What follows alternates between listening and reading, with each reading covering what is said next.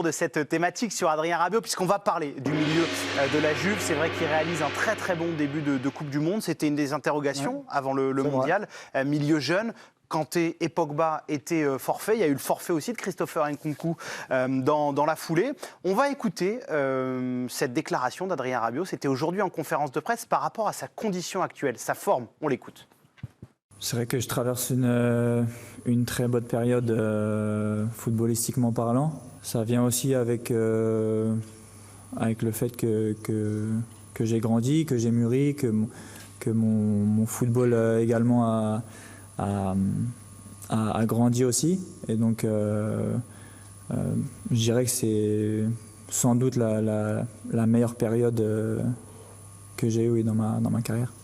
La meilleure période de sa carrière. Alors, question toute simple, messieurs, qui a visiblement fait mouche. Adrien Rabiot répond-il ou dépasse-t-il vos attentes? À cette question, deux chroniqueurs ne sont pas d'accord. Duel. Il m'a répondu dépasse, c'est Fred Verdier. Il dépasse vos attentes, Adrien Rabiot. Pour Pierre Maturana, il répond simplement à ses attentes. Vous avez peut-être l'occasion de gagner un duel, Pierre. Ouais. Allez, il faut allez, Pierre, relâche pas. Franco. Allez, c'est bien, il faut s'accrocher. Hein. Il faut s'accrocher. Il répond à vos attentes. À vous la main, Pierre. Merci beaucoup, Fred Verdier. Donc, si pour vous, Adrien Rabiot dépasse vos attentes, vous votez pour The Voice, Fred Verdier. Si au contraire, il répond simplement aux attentes, vous votez pour Pierre Maturana. Pierre, vous avez semblé mécontent. Est-ce que vous avez une critique à émettre? Vous trouvez que vous êtes traité injustement ou... Non, je trouve que je perds trop, ça oui. D'accord, mais pas d'autres critiques à émettre? Non, tout va bien. D'accord, donc je garde mes cartons. Ouais. Allez, tout de suite, l'arbitrage du président à vie de l'équipe du soir. Moi, il dépasse un peu mes attentes, parce que ça fait longtemps qu'on l'attend.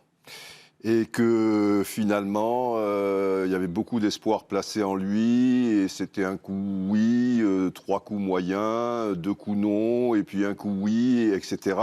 Il le dit lui-même, il n'a jamais été aussi fort que maintenant, il est dans sa plénitude quoi, de footballeur à 27 ans. J'ai vu toute l'interview. Il explique que voilà, il est un peu en paix avec lui-même aussi, il est plus apaisé, il a beaucoup progressé, dit-il, à la Juventus. Ça fait quand même sa 4e saison, hein, je veux dire, à la Juventus, et physiquement aussi, parce que parfois il reconnaît qu'il avait des trous d'air et que maintenant, et ça lui donne la confiance aussi. Du coup, il marque des buts, il fait des passes décisives ou des choses comme ça, ce qui n'était pas si courant. À sa décharge en équipe de France, souvent, on l'a placé, alors un coup arrière gauche, un coup offensif gauche, un coup il est remplaçant, et pour cause, parce qu'il y avait plus fort aussi que lui. Hein, mais il était un petit peu couteau suisse, et il n'avait pas cette confiance en plus chez les Bleus. Et là, manifestement, il explique aussi qu'avec Didier Deschamps, ça se passe très bien, depuis son retour, enfin plein de choses. Et là, ce fameux talent qu'on subodorait, quoi, et puisqu'il avait montré à certaines reprises, que ce soit en particulier avec le PSG, eh ben, il est en train d'éclore, mais dans la continuité d'un match et même d'une compétition. Il est hyper important. En plus, c'est pas facile pour lui par rapport à Griezmann qui découvre, et Mbami aussi qui découvre plus ou moins. Enfin, ce milieu de terrain, il sort un petit peu de nulle part, et il est archi complémentaire. Et du coup, moi je suis ravi, et je ne pensais pas le trouver à ce niveau-là. Point donc pour Fred Verdier. Évidemment, on continue la discussion autour d'Adrien Rabiot, Pierre Boubi, Nabil Djellit, bien évidemment parleront. On retrouvera aussi Romain Aran qui suit les Bleus à Doha. Restez bien sur la chaîne L'Équipe. On continue d'être ensemble dans l'Équipe du soir.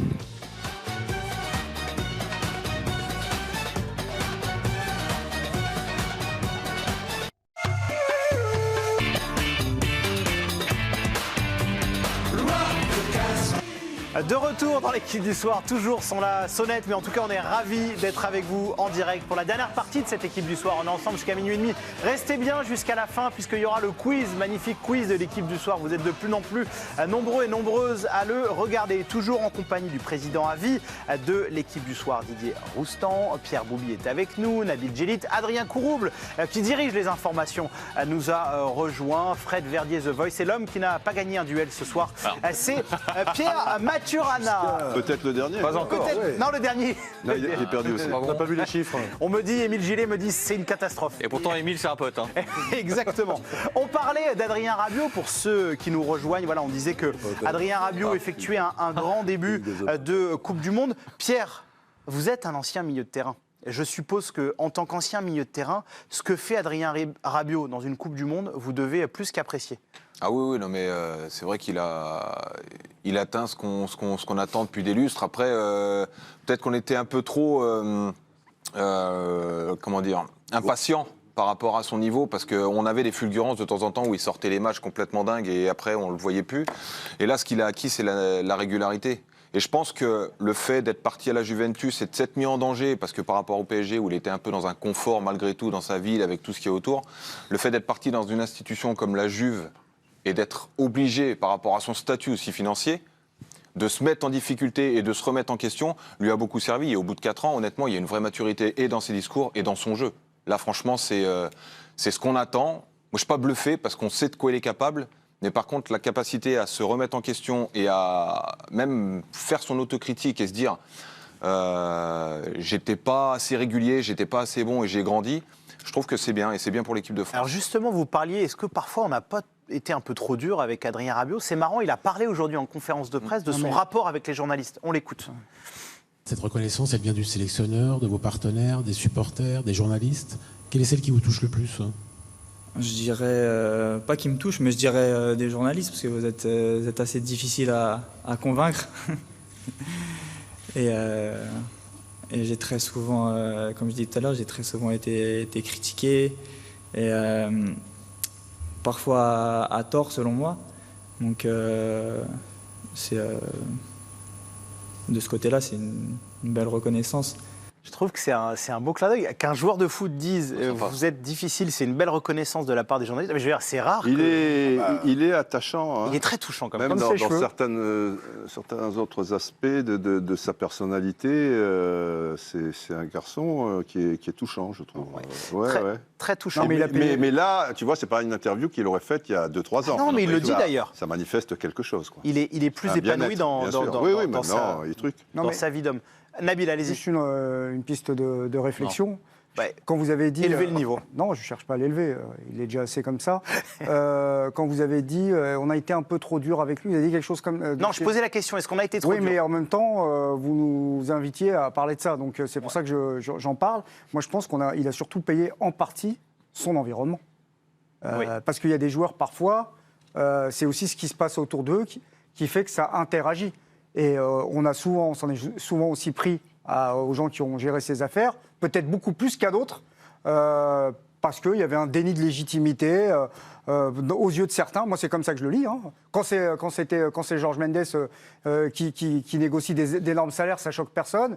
Mais quand c'était Madame Rabiot, par exemple, non, bizarrement, non, et ils n'ont pas demandé ça. Je termine.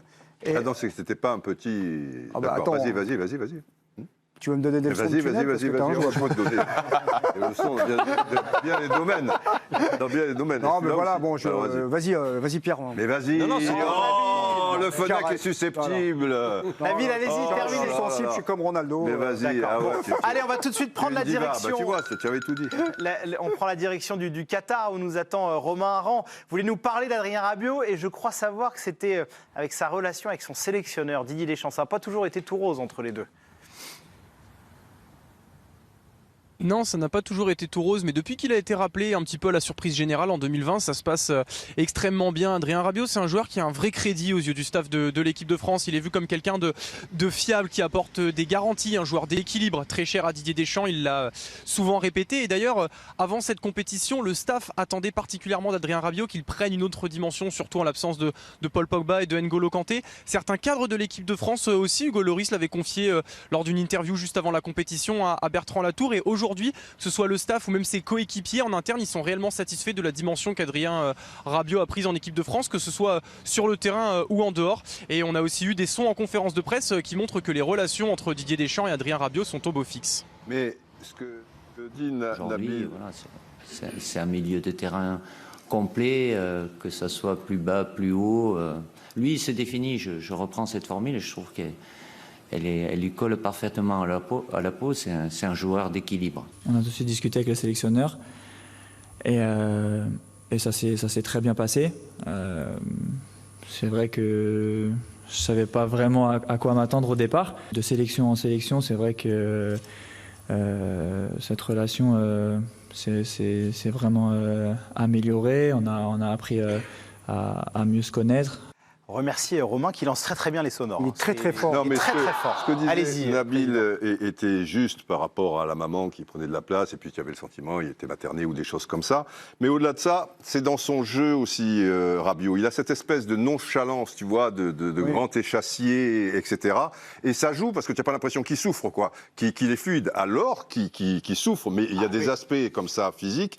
Et ce qu'il avait joué un sale tour aussi, c'est quand il était rentré dans un match en bois À Bulgarie. en Bulgarie, qu'il n'avait pas eu le temps de s'échauffer. Et c'est là où il a un côté touchant, c'est qu'il a un côté naïf, si tu veux, que c'est pas une machine, tu vois, à interpréter, si je dis ça, patati, etc. Oui, il est atypique. Et il avait dit, il faisait froid, Oh, Dieu, là, tout le monde C'est un excès de sincérité, merde. un excès de sincérité qui lui a coûté cher. Je m'en souviens.